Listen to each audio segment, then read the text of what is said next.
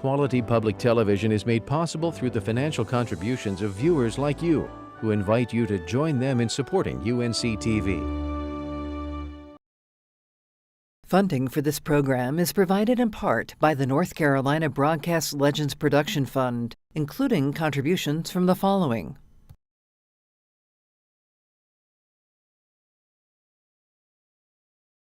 For a complete list of project funders, go to unctv.org/nclegends.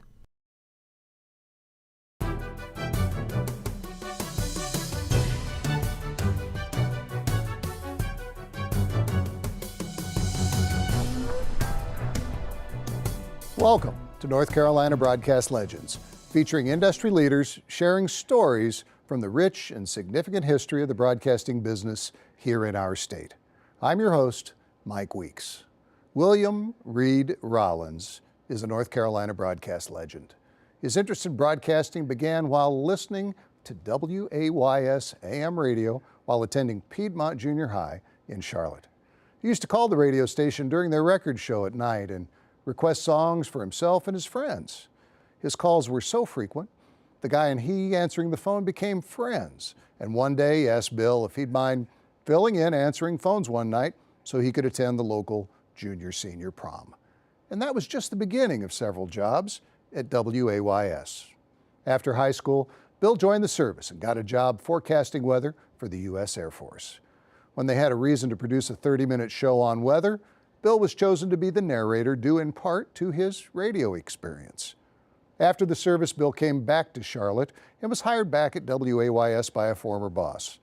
Then in 1961, he took a job with another North Carolina broadcast legend, Bob Hilker, owner of a number of radio stations, including WCGC in Belmont.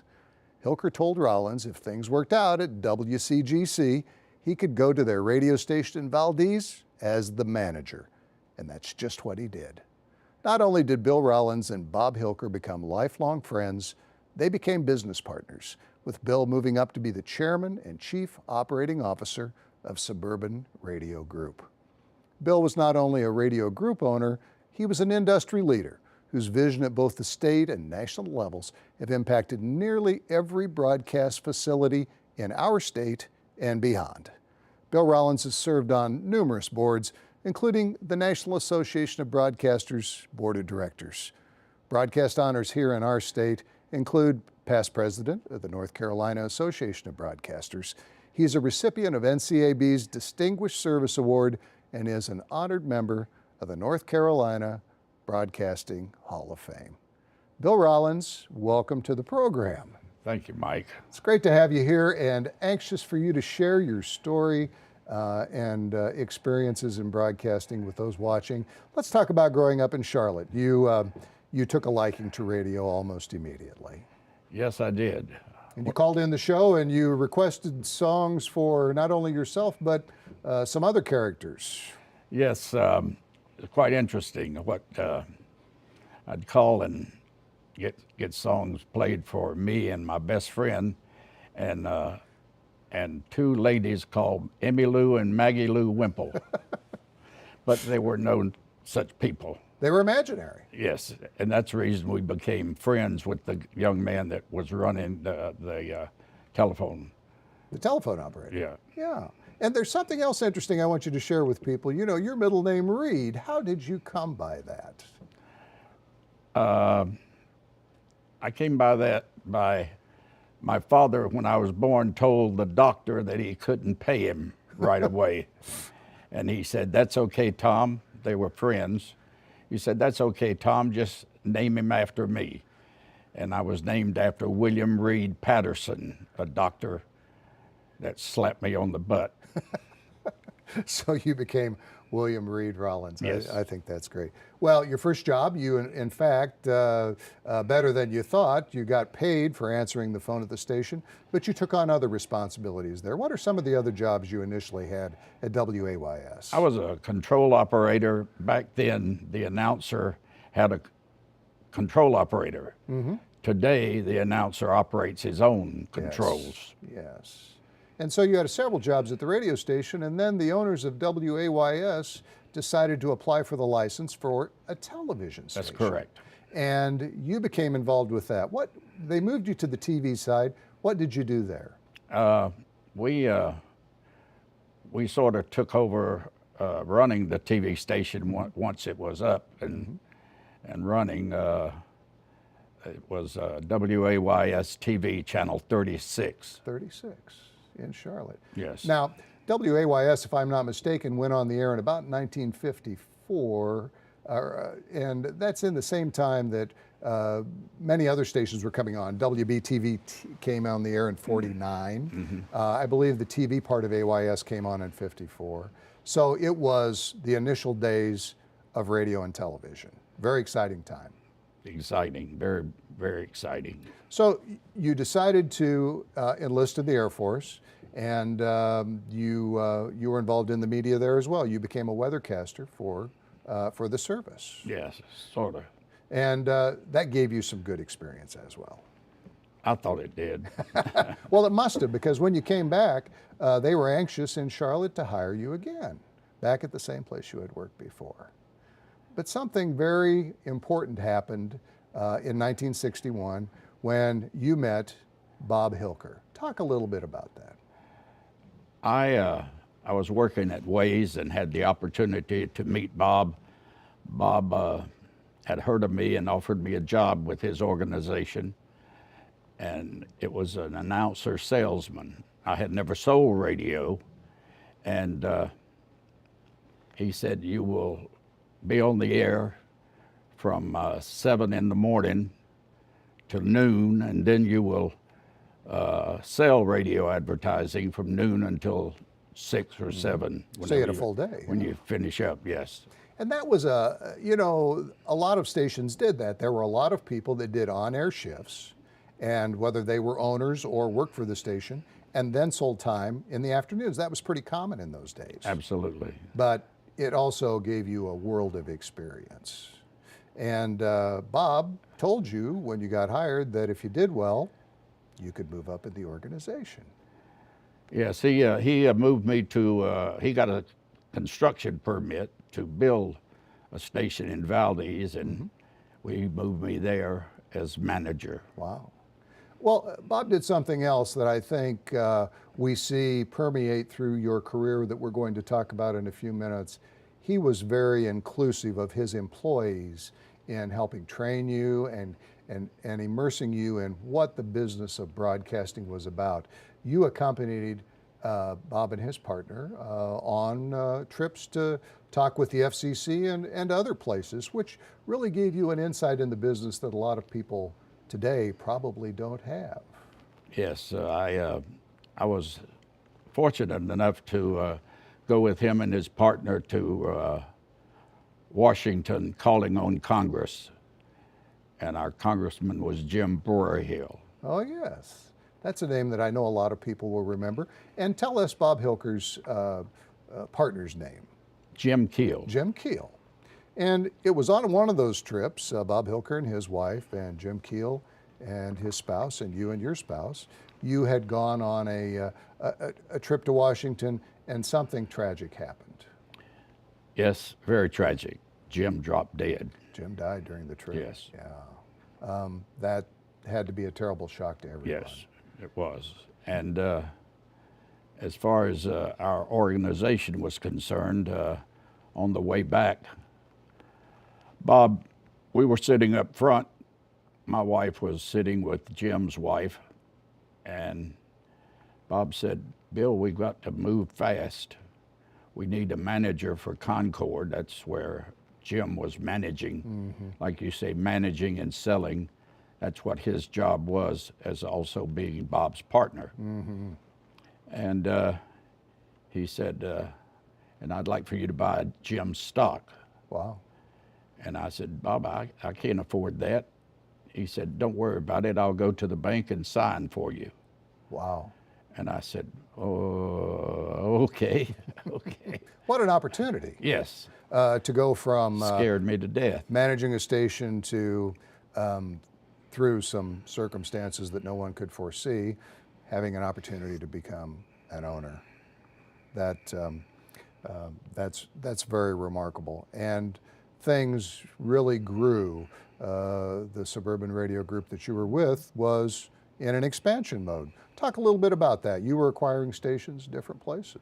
Yeah, we bought us after I became involved in the management of the company, and I was with Bob when he bought Christiansburg in Blacksburg, Virginia, and we bought. Let's see, where else did we buy? Well, you also went out of the country and bought a yeah, station. we bought one in St. Croix in the Virgin Islands. Yeah. Shocked me. Well, that's a nice place to go Yeah. to. But I think there's something that resonates through this. These were basically small market radio stations. That is correct. And there's a big difference in operating. Many things are similar, but small markets operate a little bit differently than stations in larger markets. And I think that's where you became a huge advocate for broadcasters. You saw that maybe one size didn't fit all with some of the regulatory process.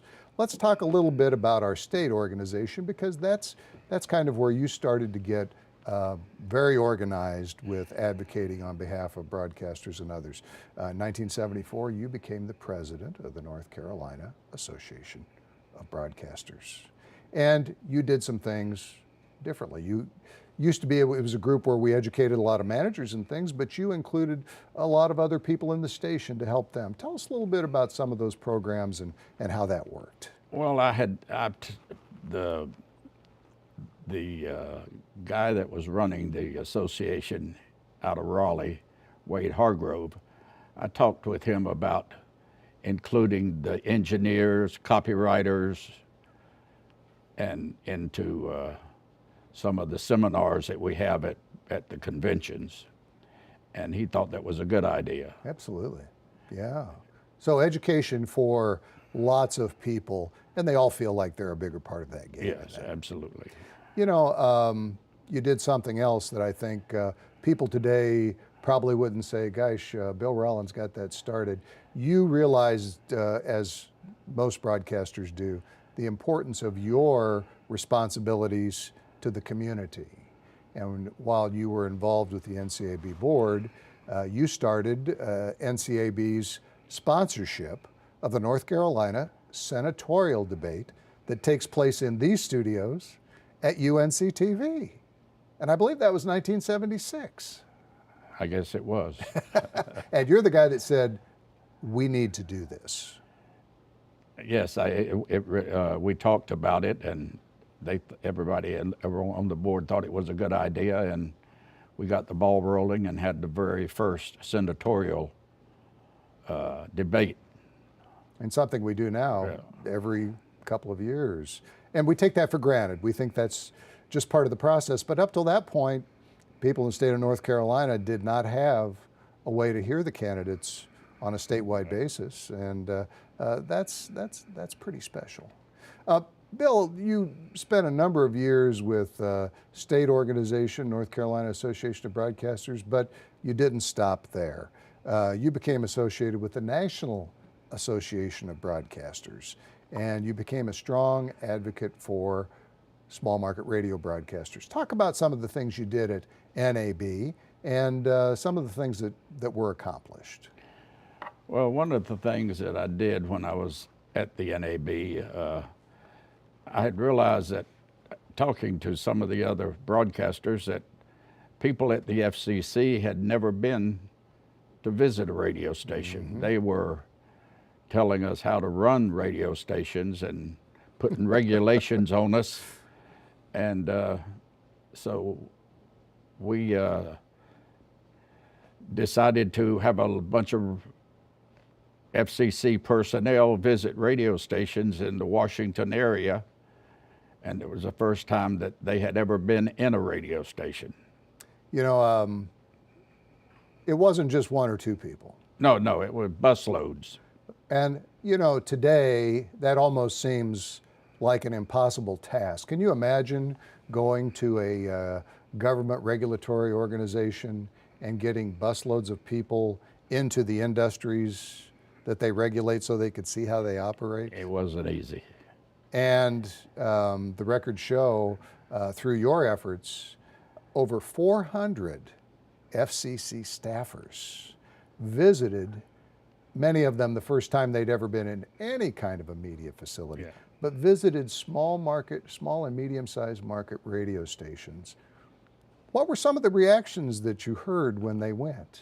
It was amazing. I mean, the feedback that we got, they could not believe what really went on at a radio station. They were amazed. It's like, you know, we take it for granted when you come into a radio station, but they were amazed at what happens at a radio station. And these were the people that were providing the regulatory requirements. Yeah, that's correct. Yeah. Without ever working in one, or most of them, or getting in. And that had a very significant effect on future regulations for broadcasters. You got some things changed. Yes, Some things modified, because the piles of paperwork that the big stations had to have, they saw that maybe for the smaller market stations, that wasn't needed. That's what happened. Wow. That's exactly what happened. They changed a few rules and regulations for us in the Class 4 markets and the small markets. And that affected broadcasters not only in North Carolina, but all across the country. That's correct. Wow, that's terrific that you were an advocate. And to think today that we would be able to mobilize a group like that and be able to do that is just very, very, it'd be tough today. What you did was remarkable. Let's talk about some of the other things you did at the national level with NAB. You were involved in some of the planning for a number of items. The convention, you helped to plan the education, much like you did in North Carolina with educational seminars for different people in the state. You took that and did some of the same things at the national we just level. copied what we were doing in North Carolina. Well, you built on your success, and that's what you should have done. And I think that is wonderful as well. Let's talk about your radio group. How many stations did Suburban Radio Group have? It was a bunch. I think we had about 15 radio stations and about 4 TV stations. Let's talk about television, because all we've talked about is radio, and you got some licenses that I'm sure people would be familiar with. In Charlotte, WJZY. Right, we put Channel 46 on the air in Charlotte. And also we call it a drop-in station, Channel 8, which is the Fox affiliate in Morehead City, WFXI. That is correct. A sister station there, WYDO, as well as another television signal licensed to Jacksonville, North Carolina, Channel 35. Correct. So not only were you involved in radio, you were involved in television as well as part of what your outreach was. You're a pretty significant operator in the state of North Carolina. Yeah, well, looking back, maybe I was. You didn't feel that way at the time? No. What happened with your partnership with you and Bob Hilker? Bob was diagnosed with Alzheimer's, and he got our attorney and CPA together, and he said before I get really bad, he wanted to split up our organization, and we had already started selling out when he before he was diagnosed. But when he was diagnosed, we really got busy doing that, and he assigned me a couple of license stations, and he took a few that we hadn't sold.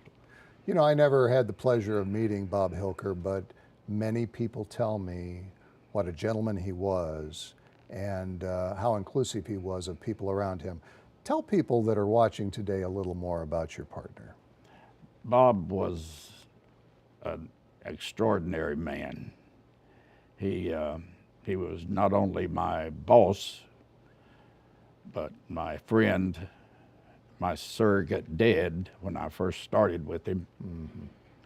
And he he taught me a lot about life and also about radio. He was your mentor. Yes, exactly right. And at that time in the broadcasting business, when we had local owners, we had a lot of mentoring, which you followed through with education, with state organizations as well as national groups. How important do you think that is for people today? Oh, I think it's very important. Absolutely very important. You need to work with people that have Absolutely danced the dance. Yeah. And I think that had a big influence on you. You were on some other committees within NAB, and Bob, when you guys started dissolving your group due to his health problems, you continued in the business and ran some stations, and you continued your influence on the political front for the good of all broadcasters. One thing that you did is you helped to simplify the license renewal process. Talk a little bit about that, because that's a very tense time when you have a license renewal for a station. License renewal was really intensive for small market operators. Probably was not that significant for large markets because they have more personnel to take care of it. But small markets, we're limited in personnel, and at one time we were obligated to do everything the big stations did as far as license renewal goes. So you had all the same paperwork, Yeah. but these are stations that operated on very small staffs. Yeah. And like you say, you were on the air in the morning when you started out, and you were selling airtime in the afternoon. Absolutely. So it really didn't make sense.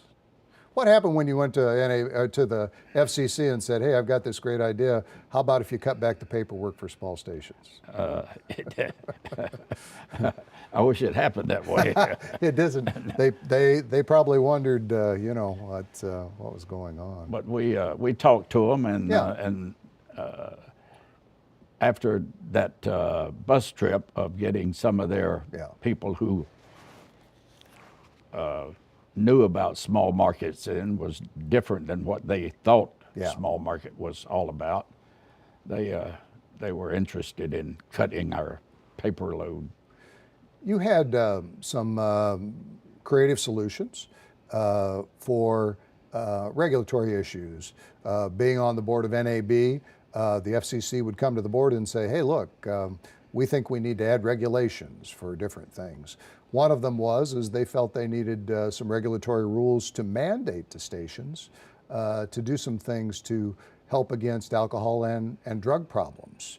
You worked on that issue, and you found some solutions that really became much more palatable and avoided something else being added to your license. You suggested the stations be proactive in promoting those things through public service announcements. How did you get all that through so that it was a nationwide effort?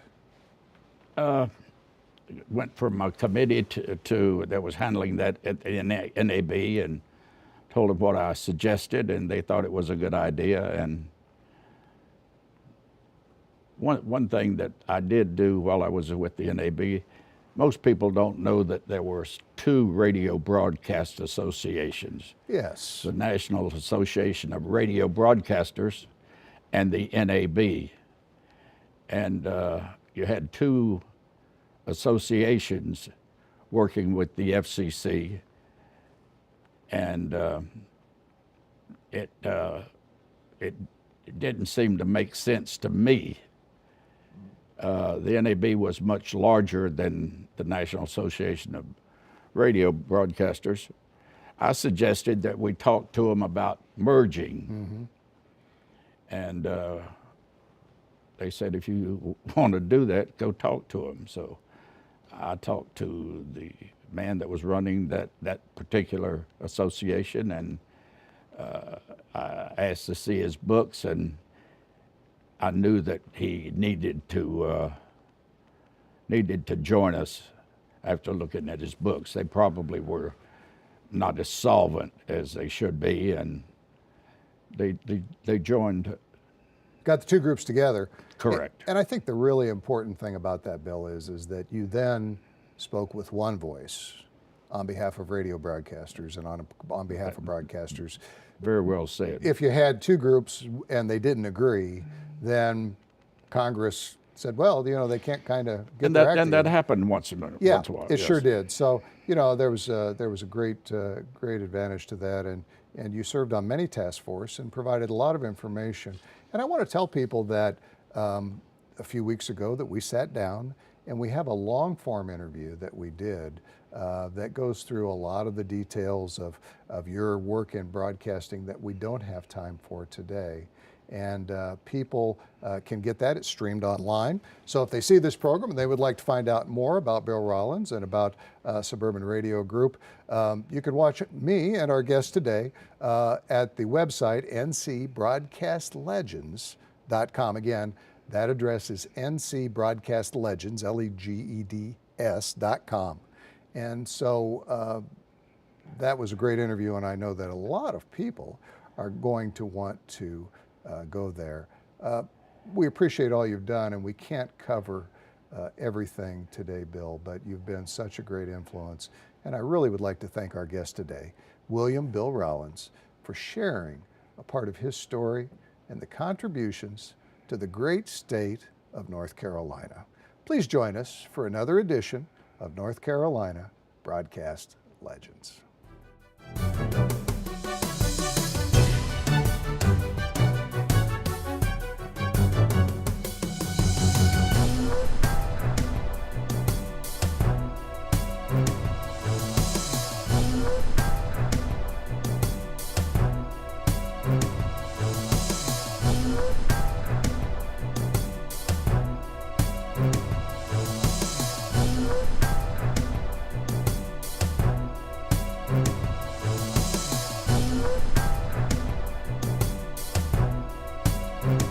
Funding for this program is provided in part by the North Carolina Broadcast Legends Production Fund, including contributions from the following: